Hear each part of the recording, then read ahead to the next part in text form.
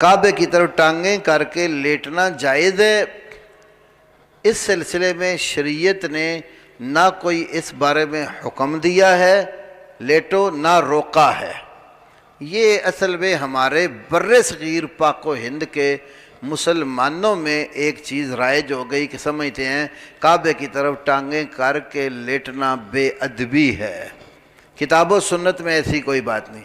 البتہ میں ایک اور بات کہتا ہوں کہ جو فقہ حنفی ہے تو فقہ حنفی کے اندر بیمار بندے نے جب نماز پڑھنی ہو، نہ کھڑا ہو کر پڑھ سکتا ہو نہ بیٹھ کر، تو کیسے پڑھے گا؟ کسی بھی حنفی فقیہ سے آپ پوچھیں گے تو وہ آپ کو یہ بتائیں گے کہ بیمار کو چارپائی پر لٹاؤ، ٹانگیں اس کی قبلے کی طرف ہوں گی، سر پیچھے سے اونچا کر دو تاکہ اس کا منہ قبلے کی طرف ہی رہے، تو اس طرح لیٹ کر نماز پڑھ لے۔ تو اگر ٹانگیں قبلے کی طرف کرنا بے ادبی ہے تو یہ بے ادبی نماز میں جائز کیسے ہو گئی؟ دیگر علماء محدثین تو اس طرح نماز پڑھنا بھی ٹھیک نہیں سمجھتے۔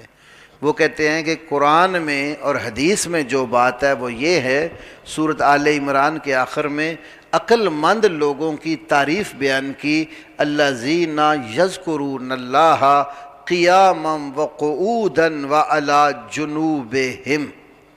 عقل والے وہ لوگ ہیں، کھڑے ہیں تو اللہ کو یاد کرتے ہیں، بیٹھے ہیں تو اللہ کو یاد کرتے ہیں، وعلی جنوبہم، جنب پہلو کے بل لیٹ کر اللہ کو یاد کرتے ہیں۔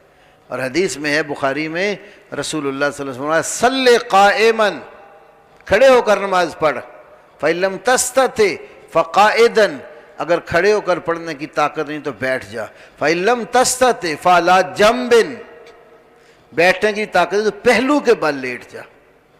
اب پہلو کے بل لیٹے گا تو قبلے کو رخ بھی کرنا ہے تو ٹانگیں قبلے کی طرف پھر بھی نہیں ہوں گی۔ لیکن جو ہمارے بھائی زیادہ اس مسئلے کو محسوس کرتے ہیں تو ان کے ہاں امام ابو حنیفہ رحمۃ اللہ علیہ کی فقہ میں لیٹ کر نماز پڑھنی ہو تو قبلے کی طرف ان کی ٹانگیں ہوں گی اور سر پیچھے سے اونچا ہوگا۔